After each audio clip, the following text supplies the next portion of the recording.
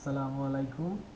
তো ভাই, আপনারা অনেকে বলতেছিলেন যে পুকু নিয়ে একটু অনেকে প্রবলেম ফেস করতেছেন, বাট আমি পার্সোনালি তেমন প্রবলেম ফেস করি নাই। সিএলআই তে খুব সুন্দর কাজ করতেছে। তো ভাবলাম এটা আপনাদের সাথে একটু ভিডিও করে শেয়ার করি যে আমি আর কি সিএলআই তে কিভাবে কাজ করি। তো আপনারা সিএলআই ইনস্টল করার জন্য এই যে পুকুরে এখানে ওয়েবসাইটে এসে দেন এই যে npm রান করে সিএলআইটা রান করে নিয়ে দেন টার্মিনালে এটা লিখে এন্টার দিলেই আপনাকে প্রথমে লগ ইন করতে বলবে। আর তো লগ ইন করলে তোর ওখানে একটা লিঙ্ক দিবে, সেটা ক্লিক করলে আপনার ব্রাউজারে নিয়ে গিয়ে ওখানে আপনাকে আপনার যেই অ্যাকাউন্টে পুকুর অ্যাক্সেস দেওয়া সেই অ্যাকাউন্টে লগ ইন করলে আপনাকে একটা কোড দিবে। সেই কোডটা আপনাকে আবার এই যে লগ ইনের এখানে পেস্ট করতে হবে। তো লগ ইনের এখানে পেস্ট করলে আপনাকে ভেরিফাই করে দেন ওটা অ্যাক্টিভ হয়ে যাবে। এটা সেট আপের কাজ, এছাড়া সেট আপের আর কিছুই নাই। দেন আপনি অ্যান্ড্রয়েড স্টুডিও অথবা ভিএস কোড এখানে এসে টার্মিনালে এসে এরকম পুকু সিএলআই লিখলে এটা আপনার অ্যাক্টিভ হয়ে যাবে। আচ্ছা, এখন এখানে নর্মালি আমরা চ্যাট জিপিটি বা ক্লডে যেভাবে আর কি প্রম্পট দিই, এখানে একদম হুবহু সেরকম এখানে কি যে কোনো কিছু লিখে আপনি রান করতে পারবেন। তো আমি যেভাবে কাজ করি, আমি আমার ব্যাক এন্ড আর ফ্রন্ট এন্ড দুটো আলাদা। ফ্রন্ট এন্ড বললে অ্যান্ড্রয়েডের অ্যাপে আমি অ্যান্ড্রয়েড স্টুডিওতে করি, আর ভিএস কোডে আমার এখানে ব্যাক এন্ডের জিনিস রয়েছে।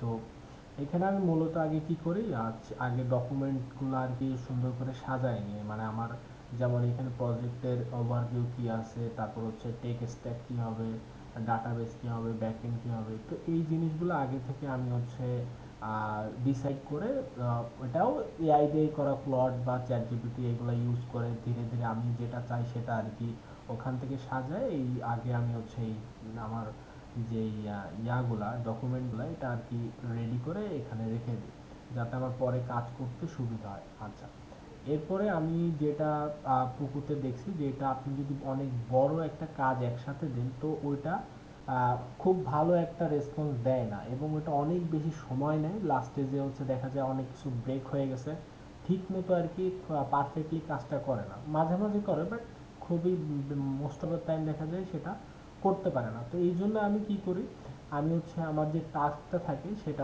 ফার্স্টে আমি ক্লডে দিয়ে বা যে কোনো একটা এআই দিয়ে ওইটা আগে প্ল্যান করি যে আচ্ছা এটা কিভাবে করলে বেটার হবে আমার প্রজেক্টের জন্য।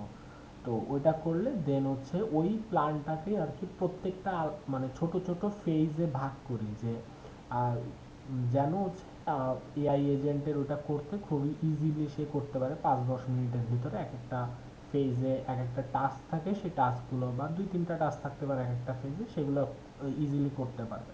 আচ্ছা, তো দেন ওইটা করার পর আমি আমার আর একটু লেজি লাগে, এই জন্য আমি আর একটা ফাইল বানাই, সেটা প্রম্পট নামে একটা ফাইল বানাই। সেখানে মানে এক্স্যাক্টলি পুকুকে কি প্রম্পট দিলেও বেটার কাজ করবে সেটার জন্য একটা ফাইল বানাই। তো এটা আমার সেই ফাইলটা যেটা আমি তৈরি মানে করছিলাম, সেটা আমার ব্যাকএন্ডে অথেন্টিকেশন আর সাবস্ক্রিপশন টেস্টিং এর জন্য।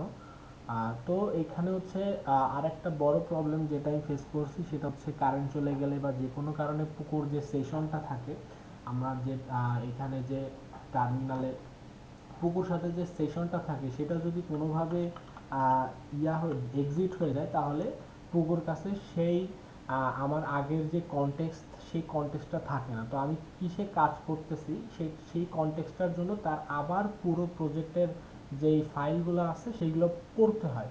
তো এটার জন্য আবার টাইম বেশি লাগে, টোকেন অনেক বেশি ইউজ হয়। তো এই জন্য আমি কি করি, একটা এখানে গ্রাউন্ড রুলস সেট করে প্রত্যেকটা মানে কাজের জন্য একটা গ্রাউন্ড রুল সেট করে দিই, যাতে আমার সেশনটা যদি ব্রেক হয়ে যায় দেন আমি প্রত্যেকটা নিউ সেশনে এরকম এই গ্রাউন্ড রুলটা প্রথমেই টেস্ট করে দিতে পারি, যাতে তার যেই বেসিক যেই কনটেক্সট সেটা যেন থাকে। দেন প্রত্যেকটা ফেজ আমি একটা একটা করে এভাবে যে এখানে প্রম্পট ফর পুকু এটা আমি দিয়ে দেন ওকে রান করলে ও সুন্দরভাবে কাজটা করে ইমপ্লিমেন্ট করে দেয়। ঠিক আছে, তো এটা আমার কাছে খুবই মানে ইফিশিয়েন্ট লাগছে, তো আমি এটা করি। এখন আপনাদের কাছে হয়তো নাও লাগতে পারে, রাজন ভাই আছে, সে অনেক প্রো, সে হয়তো আমার এটাকে একদম বাইক কোডারও বলতে পারে। এবং যাই হোক, মানে আমার কাছে আমি যেটা করে আমি খুব ভালো রেজাল্ট পাইছি, আমি সেটাই আর কি আপনাদের সাথে শেয়ার করতেছি। অন্যদের অন্যান্য মতামত থাকতেই পারে।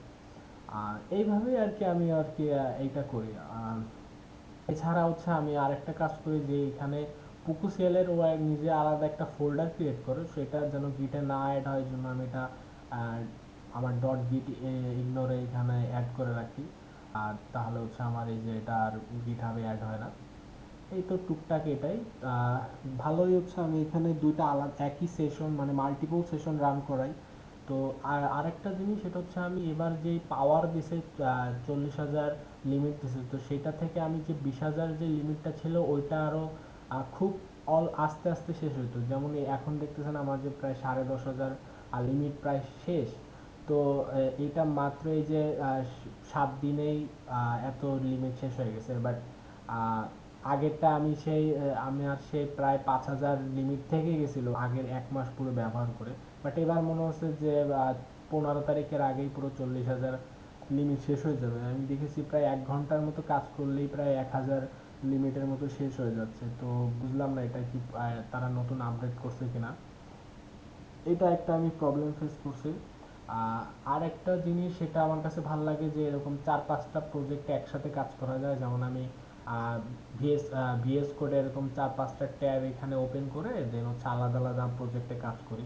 তো আমার কিছু পেড প্রজেক্ট ছিল যেগুলো আমি হচ্ছে পেন্ডিং ছিল, সেগুলো আমি হচ্ছে নিজে থেকে হয়তো দেখে গেছি অল্প কিছু করে রেখে দিয়েছি, পরে আর সেটা ধরা হয় নাই।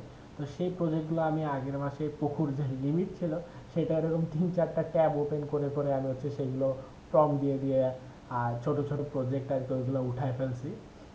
তো এই জিনিসটা ভালো লাগছে। বাট এই নতুন যে 40,000 এই যে লিমিট দিচ্ছে এটায় আহ, খুবই আহ, দেখা যাচ্ছে যে খুবই তাড়াতাড়ি লিমিট শেষ হয়ে যাচ্ছে। এখন এটা বুঝতেছি না তাদের আপডেটের জন্য নাকি হচ্ছে এবার পাওয়ার দিছে সেখানে পাওয়ারফুল এআই এজেন্ট ইউজ হচ্ছে সেই জন্য। তো যাই হোক এই ছিল মানে আমি যেভাবে আর কি পকু দিয়ে কাজ কাম করি সেটার আর কি নমুনা। এখানে আমি অ্যান্ড্রয়েড স্টুডিওর ভিতরেও আমি ডক্স ফাইল এখানে ক্রিয়েট করে রাখছি প্রত্যেকটার জন্য। তো এইগুলো আর কি অনেক হেল্প হয়। সব কিছু সাজানো গোছানো থাকলে এআই টোকেনও কম ইউজ হয়, খুব দ্রুত কাজ করতে পারে। আর আপনাদের কাছে মানে আমি বলবো যে পুকু দিয়ে কোনো কিছু করালে একদম আগে থেকে প্ল্যান করে দেন হচ্ছে সেই প্ল্যানটা অল্প অল্প করে একদম ফেজ বাই ফেজ ছোট ছোট করে এক্সিকিউট করানো অনেক ভালো, নাকি পুরো একটা জিনিস একসাথে দিয়ে দেয়। আপনি যদি মনে করেন যে না পুকুর একটা কাজ করতে 15-20 মিনিট লাগতেছে, তো আপনি ওইটা ভেঙে আরো 2-3টা ছোট ছোট পার্টে ভাগ করে ওইটা 5-6 মিনিটের ভিতরে করার চেষ্টা করবেন, দেখবেন ওইটা আরো ফাস্ট হচ্ছে এবং আরো অনেক ভালো রেজাল্ট পাচ্ছেন। তো এটাই। আর আর হচ্ছে অ্যান্ড্রয়েড স্টুডিওতে কাজ করতে গেলে যেমন একটা বড় ইস্যু হচ্ছে এই যে বিল্ড করতে অনেক বেশি টাইম লাগে, বা কোনো একটা টেস্ট কেস রান করতে পুরো টেস্ট স্যুট ধরে হচ্ছে পুকু রান করে। তো সেই ক্ষেত্রে দেখা যায় 10 মিনিট এমনি বিল্ড করতেই লেগে যায় প্রজেক্ট। তো আমি ওখানে স্পেসিফিকভাবে পুকুকে বলে রাখি যে তোমার হচ্ছে কোনো টেস্ট কেস রান করানো লাগবে না বা বিল্ড করা লাগবে না, সেটা আমি ম্যানুয়ালি করব, তুমি জাস্ট এই ইমপ্লিমেন্টেশনটুকু করে দাও। তো সেইভাবে আর কি কাজ কাম করে। ঠিক আছে, তো এই পর্যন্তই। আল্লাহ হাফেজ।